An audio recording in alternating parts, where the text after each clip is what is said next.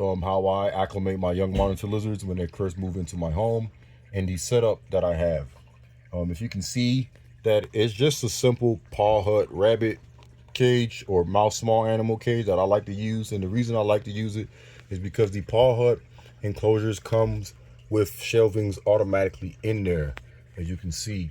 So it allows me to create 2 levels, right? For me to work the concept that I'm trying to get. So my monitor lizard, he's very shy and reclusive. He's a Quince monitor lizard, Varanids melinus.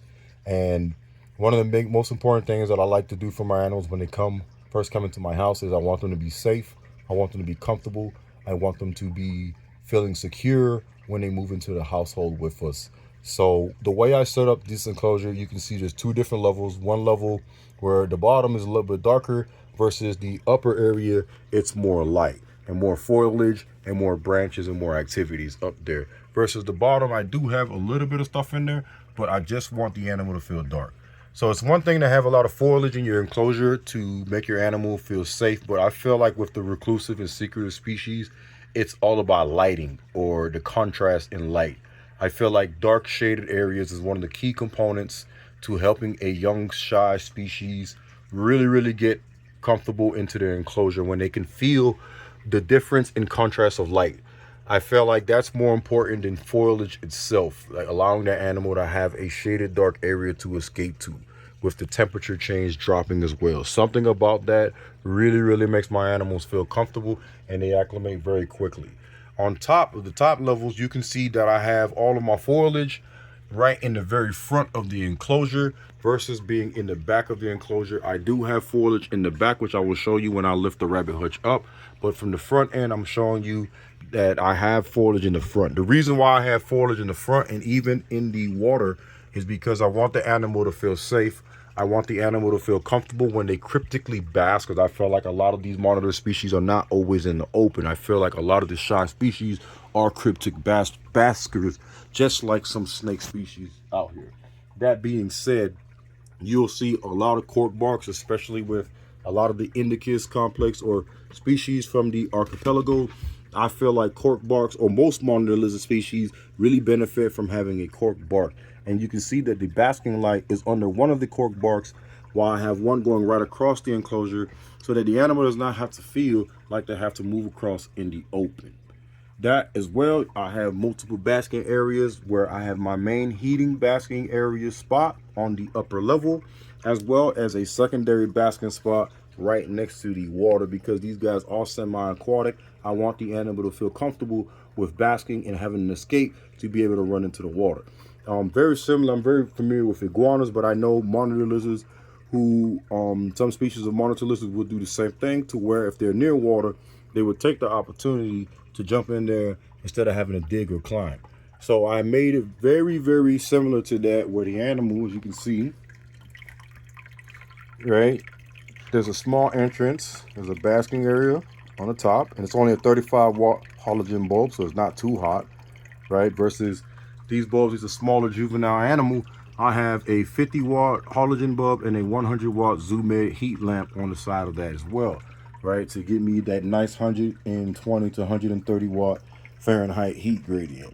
I'm going to tap this thing over, and now you can see got the foliage inside with the UV light in the basket spot.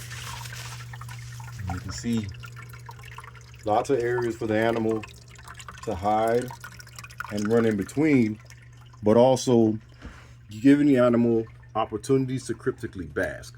The reason why I like having the foliage in the front is not just so that the animal can feel safe and secure when hiding, but also allows me to see the animal without the animal feeling like I am violating that security and space and boundaries, right? And when we go to the bottom, this is Varanids melinus, and this, I think I highly recommend always having running water, an aquarium-like filter system for some monitor species. Or you can do it like Mike Stefani, the way he has it, where the whole bottom of the enclosure is water with the cork bark, right? So this is kind of similar to that concept, where I have the cork bark very close to the water with a little bit of foliage in it, so that the animal can also feel secure and safe again.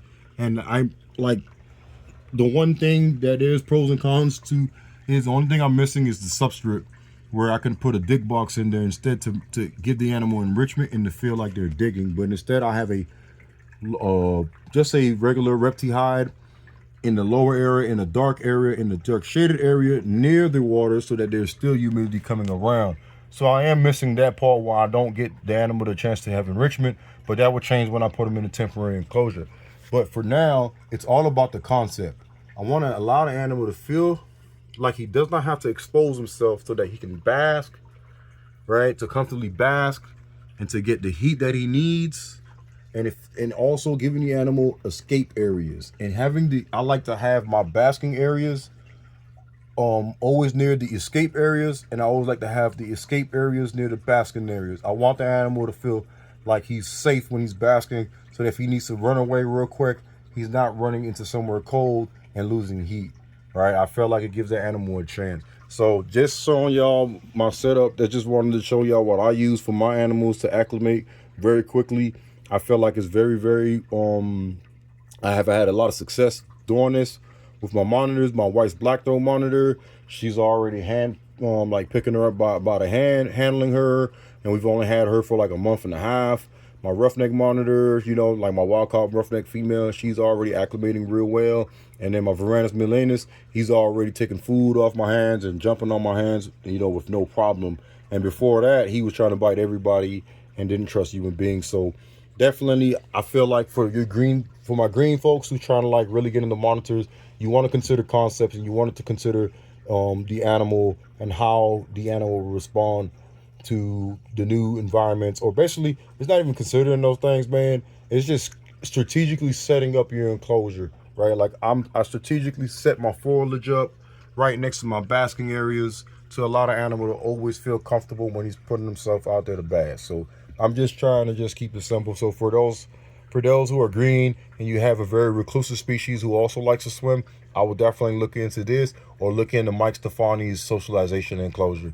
That being said, man, I'm going to go ahead and update you guys later on and show y'all Raptor's progress. That's his name, my Varanids milenus. Raptor's progress, and see his development and watch his growth. That being said, I'm going to see y'all later. I hope you like this video. Subscribe and hit the like button. Peace.